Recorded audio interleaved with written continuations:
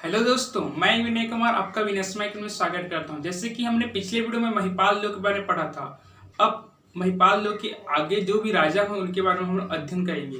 तो महिपाल लोक के दो पुत्र थे, ठीक है, जिसका नाम हमारे पहला भूपाल देव था, दूसरा हमारा दलगंजन था। ठीक है, ये हमारे से दो पुत्र थे। तो हमारे महिपाल देव के पश्चात जो राजा बना वो हमारा भूपाल देव बना। ठीक है, ये दोनों आपस में क्या थे, भाई थे, अर्थात भूपाल देव दलगंजन ये आपस में क्या थे, दोनों भाई थे। ठीक है, एक ओके। तो यहाँ पर देखिए, दलगंजन जो था उसको हमारे तारापुर के अधिकारी मतलब तारापुर के गवर्नर के रूप में यहाँ पर नियुक्त किया, जबकि हमारे बस्तर के राजा के रूप में भोपाल देव को बनाया गया। ठीक है, अब क्या हुआ, जो तारापुर के जो लोग थे वो दलगंजन सिंह के व्यवहार से, उनके सदाचार से बहुत ही प्रसन्न थे, मतलब बहुत ही अच्छा मानते थे। ठीक है, इसी को देखते हुए एक भोपाल देव के मन में बहुत ही जलन सी भावना हुआ करती थी। ठीक है, इसलिए इन दोनों के बीच कभी भी अच्छी बनती नहीं थी। ठीक है, मतलब एक द्वेष की भावना दोनों में से बंधी रहती थी।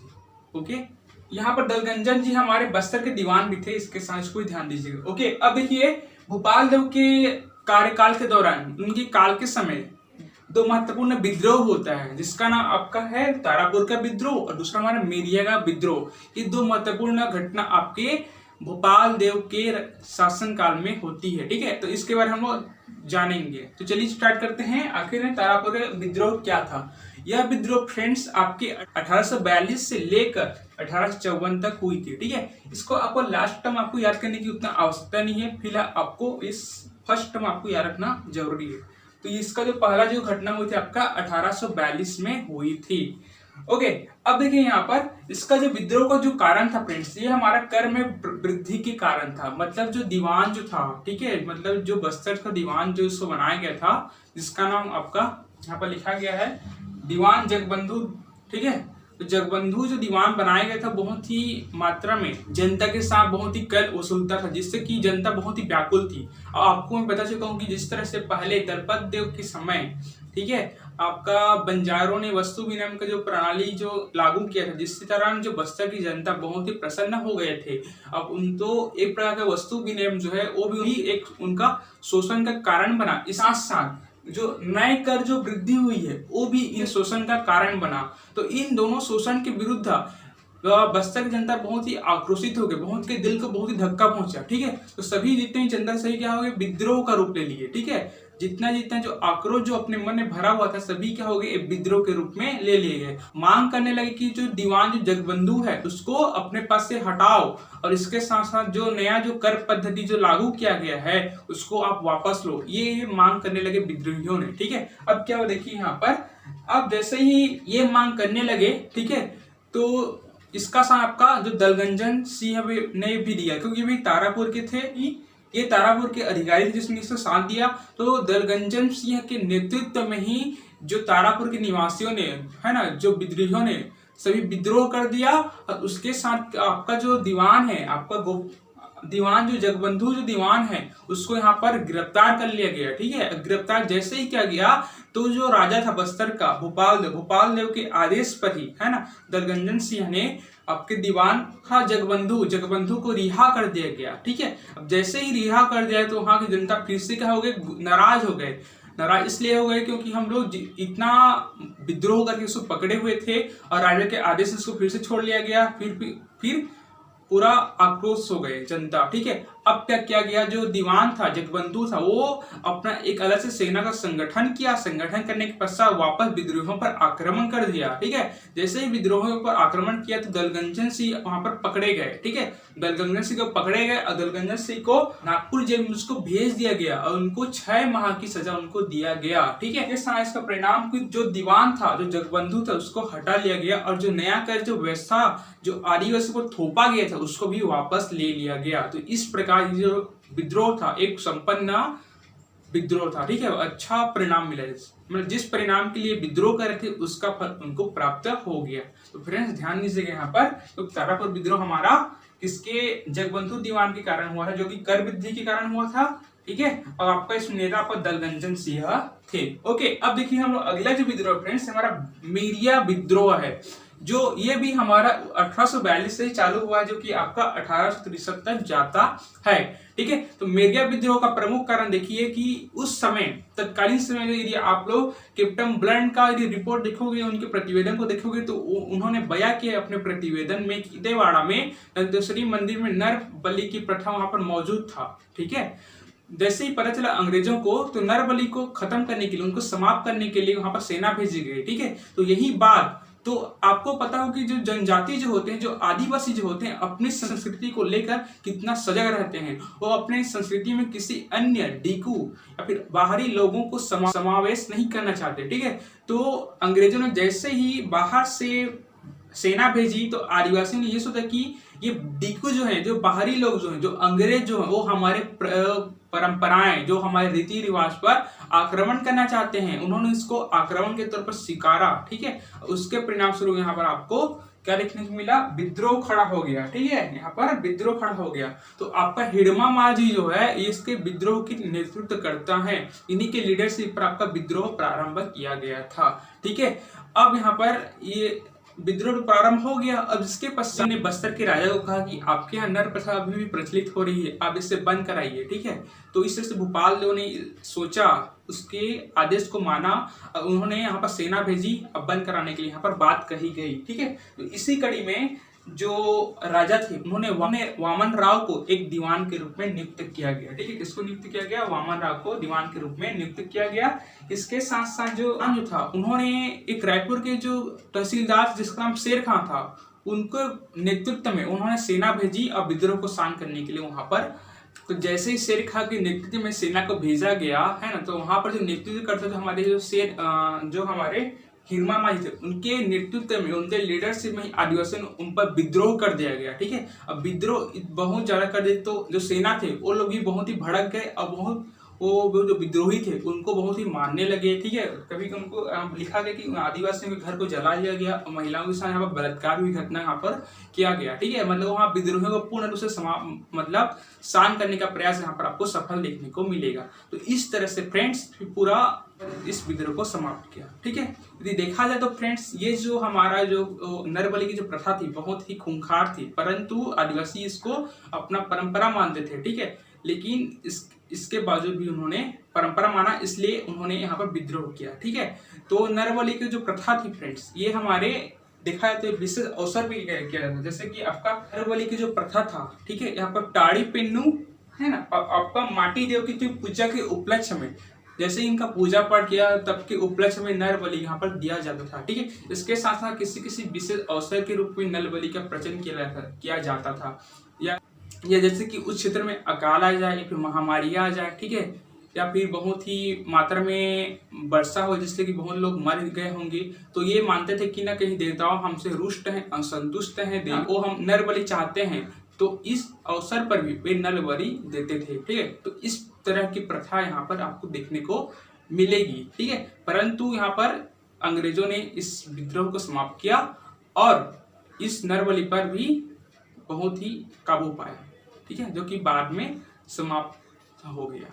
ठीक है, तो इस तरह से फ्रेंड्स हमारा मेरिया जो विद्रोह है ये पूर्ण से समाप्त हो गया। ठीक है, तो यहाँ पर ध्यान दीजिए, इसका नेतृत्व करता हिडमा माझी जी था। ठीक है, यहाँ पर आपको लीडरशिप को जानना बहुत ही आवश्यक है। ओके, चलिए अगला बढ़ते हैं, हम लोग भैरम देव जी के बारे में देखते हैं। ओके, तो भैरम देव जी का जो शासन काल था वो 1853 के काल के अंतर्गत था। तो हम जानते हैं कि 1853 के अंतर्गत ही डलहौजी की हड़प नीति यहाँ पर चलाई जा रही थी। तो डलहौजी की हड़प नीति से तात्पर्य यही है दोस्त कि कोई पुत्र ना हो। ठीक है, उसके राज्य को यहाँ पर अंग्रेजों द्वारा वहां पर शामिल कर लिया जाता है। ठीक है, तो इसी कड़ी में डलहौजी के हड़प नीति के परिणाम स्वरूप ही आपको भैरम देव को की जो शासन व्यवस्था है, मतलब जो बस्तर को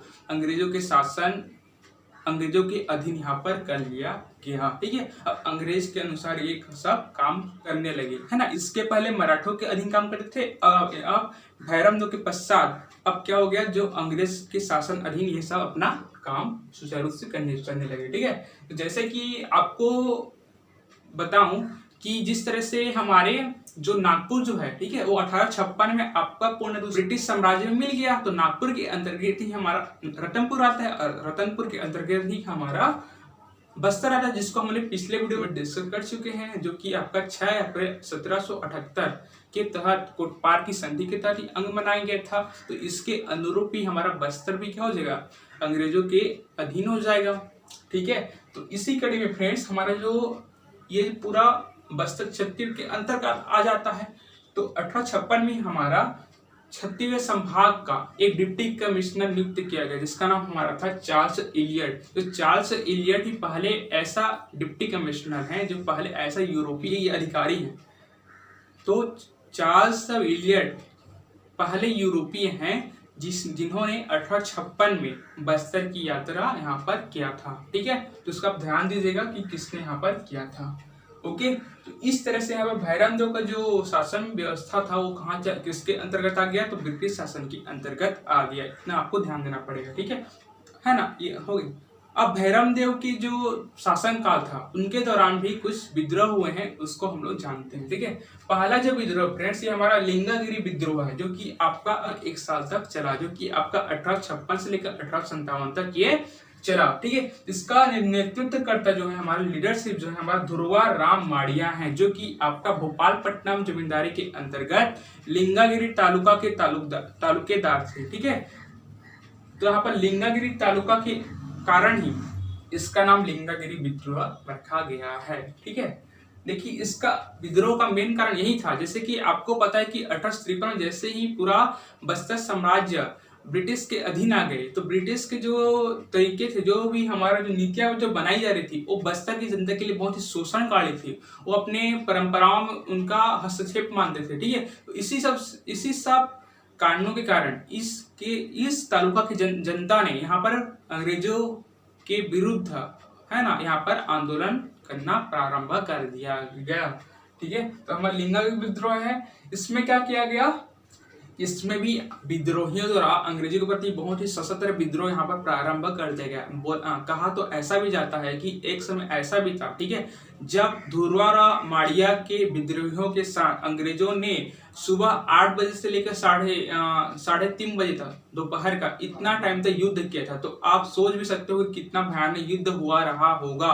परंतु अंत में क्या हुआ, अंत में धुरवारा माड़िया को हार मानना पड़ा, हार स्वीकार करना पड़ा। ठीक है, और यहाँ जो जैसे ही वो हार माना, ठीक है, तो बहुत हार मान लिया, उतना बहुत कड़ी युद्ध के साथ, कड़ी विद्रोह के साथ उन्होंने हार माना। ठीक है, और हार जैसे ही वो परास्त हो गए, तो उनको मार्च 1856 में इन्हें फांसी की सजा यहाँ पर दिया गया। अब जो कि आपका धुराराम माड़िया था। ठीक है, अब क्या गया, जो आपका जो तालुकदार था, मतलब धुरवाराम माड़िया जो आपका जो भोपालपट्टनम जमींदारी के अंतर्गत लिंगागिरी तालुका का तालुकदार था, उसको उनकी तालुकदारी छीन लिया गया। अब भोपाल के जो जमींदार है उनको उसकी तालुकदारी उनको प्रदान किया गया। तो इस तरह से ये विद्रोह अंग्रेजों ने यहाँ पर पूरा शांत कर दिया गया और पूर्ण रूप से उनको समाप्त कर दिया गया। ठीक है, इसमें बहुत ही जनधन की हानि और जो विद्रोहियों के घर द्वार जो था, ठीक है, सभी जला दिए गए थे और बहुत ही भीषण तरह पे हमको उनको प्रताड़ित किया जा रहा था। ठीक है, फिर अंत में आदिवासियों के विद्रोह शांत हो गया। ओके, अब देखते हैं हमारा जो अगला जो विद्रोह फ्रेंड्स, हमारा कोई विद्रोह है। ठीक है, ये कोई विद्रोह जो है हमारा, एक कोई का अर्थ ये समझिए कि डोला जो भाषा जो होता है, जो कोई का जो अर्थ होता है, ये वनों या फिर पहाड़ों में निवास करने वाले जो आदिवासी जो होते हैं उन्हें हम लोग कोई के नाम से जानते हैं। ठीक है, जो डोला भाषा में होते हैं, इसका अर्थ ध्यान दीजिए। ओके, ये जो हमारा जो विद्रोह है हमारा 1859 को प्रारंभ यहाँ पर किया गया था। ठीक है, इसका जो मेन उद्देश्य था कि जिस तरह से बस्तर के जो शासन प्रशासन था वो अंग्रेज के हाथों में आ गए।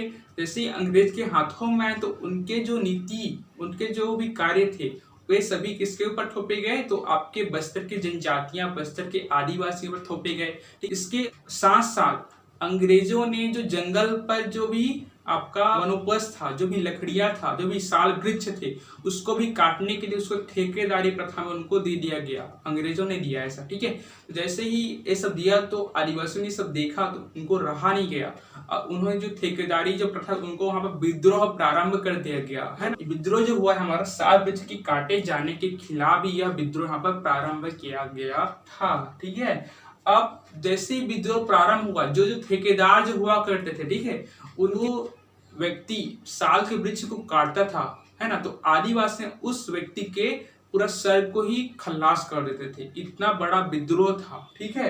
इसके साथ साथ जो व्यक्ति हमने जो भी ठेकेदारी जिसको दिया गया था, वो लकड़ी को काटते हुए एक किसी यातायात के साधन में यहाँ पर लाद दिया जाता था।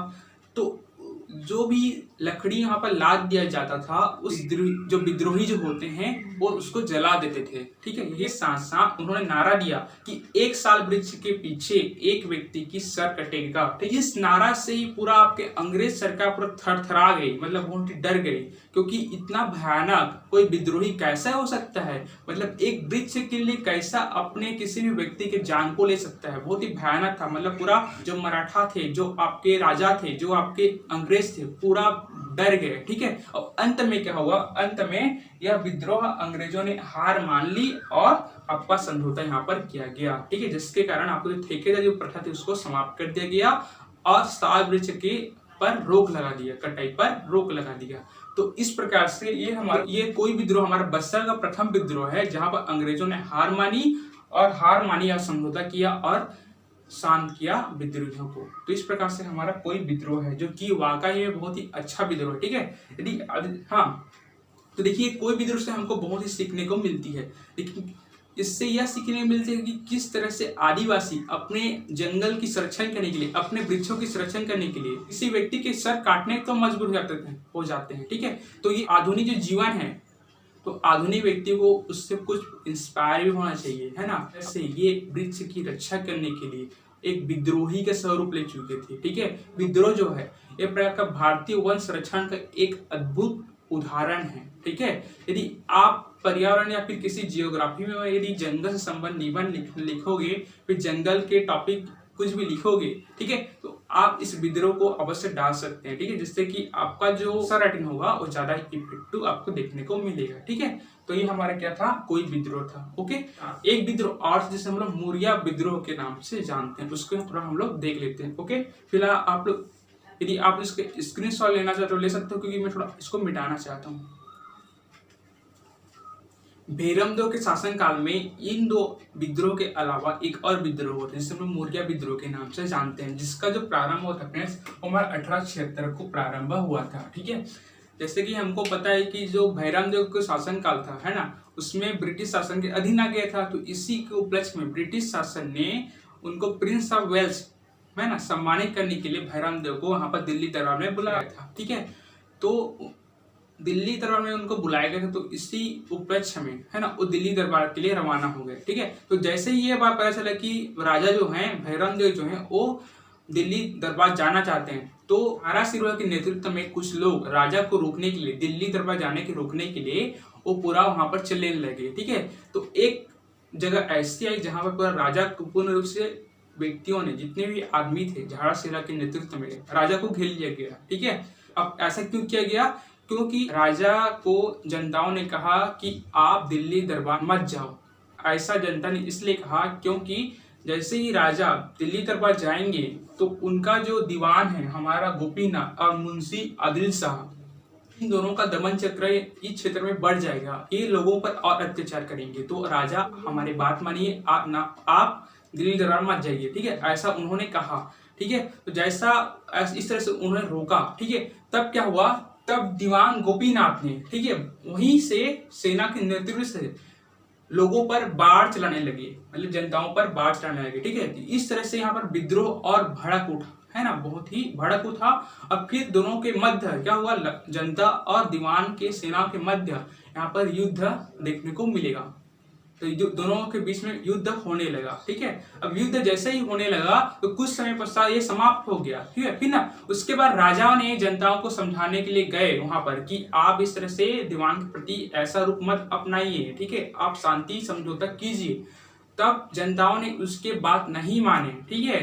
उसके पश्चात पुनः क्या हुआ, एक प्रकार युद्ध हुआ, ठीक है। फिर भीषण युद्ध होने के पश्चात अब क्या हुआ, अब ये सब घटना को देखते हुए राजा ने सोचा कि अब हमारे सैनिक इन विद्रोहों के सामने लड़ नहीं पाएंगे, हमको कुछ और अलग से सैनिक की आवश्यकता पड़ेगी। तो उन्होंने ब्रिटिश सरकार को कहा, ठीक है। तो ब्रिटिश सरकार ने मैगचार्ज के नेतृत्व में वहां पर सेना भेजी। मैगचार्ज, ध्यान दीजिए, मैगचार्ज के नेतृत्व में यहाँ पर सेना वहां पर भेजा गया। ठीक है, जैसे ही यहाँ पर सेना भेजा गया तो उस समय जो विद्रोही जो थे उन्होंने पूरा जो राजा की जो दरबार था, पूर्ण जो महल था, उनको चारों तरफ से यहाँ पर घेर लिया गया था। ठीक है, उसी बीच आपका मैगचार्ज के नेतृत्व में सेना वहां पहुंची गई और वहां पर उनको बोला गया कि आप लोग ऐसा क्यों कर रहे हो, ऐसा अपने ही राजा के प्रति इतना विद्रोह क्यों कर रहे हो। ठीक है, फिर वहां पर झाड़ासिरा ने कहा, हमारा दुश्मनी राजा से नहीं है, हमारा दुश्मनी आपके दीवान से है। दीवान का जो हमारा प्रति जो दमनकारी जो व्यवहार जो कर रहा है वो हमारे लिए उचित नहीं है, वो हमको बहुत ही जुल्म ढाता है, तो आप दीवान को हटाकर कोई दूसरा दीवान नियुक्त कीजिए, ऐसा उन्होंने कहा। किसने कहा? तो जनता ने, झाड़ासिरा के नेतृत्व में जो जनता था, जो भी विद्रोही थे, उन्होंने ऐसा कहा। तो यही बात मैगचार्ज ने समझा और उनकी बात को मान लिया गया। और जैसे ही उनकी बात मान लिया गया तो जो दीवान था आपका गोपीनाथ, ठीक है, उनको हटाया गया और मुंशी आदिल शाह को भी हटाया गया। और इस तरह से जो जनता थे, जो विद्रोही थे, वो शांत हो गए और इसका समाप्त हो गया। तो फ्रेंड्स, सही हमारे क्या था? मौर्य विद्रोह था, जो कि हमारा 1876 में हुआ था, जिसके नेतृत्व करता आपका झाड़ासिरा किए थे। ओके, मौर्य विद्रोह के अलावा भैरमदेव के काल में एक और विद्रोह था, जिसे हम लोग रानी विद्रोह के नाम से जानते हैं या फिर रानी चोरिस विद्रोह के नाम से जानते हैं। रानी चोरिस का विद्रोह में भैरमदेव जो पत्नी थी अर्थात जुगराज कुंवर, इन्होंने ही अपने पति अर्थात भैरमदेव के खिलाफ भी विद्रोह प्रारंभ कर दिया गया था। ठीक है, जिसे हम लोग रानी के कोप के नाम से भी जानते हैं। ठीक है, रानी के कोप अर्थात रानी के गुस्सा, कोप मतलब होता है आपको गुस्सा होता है। ठीक है, तो रानी के कोप के नाम से भी इसे हम लोग जाना जाता है। ओके, ये थी कि रानी जुगराज कुंवर जो थी वो भैरमदेव एक गलत रास्ते की ओर जा रहे थे, वो गलत नीतियों का पालन कर रहे थे। उन्हीं को सही रास्ते में दिखाने के लिए रानी जुगराज कुंवर ने ही विद्रोह उनके पति के खिलाफ भी कर दिया गया था।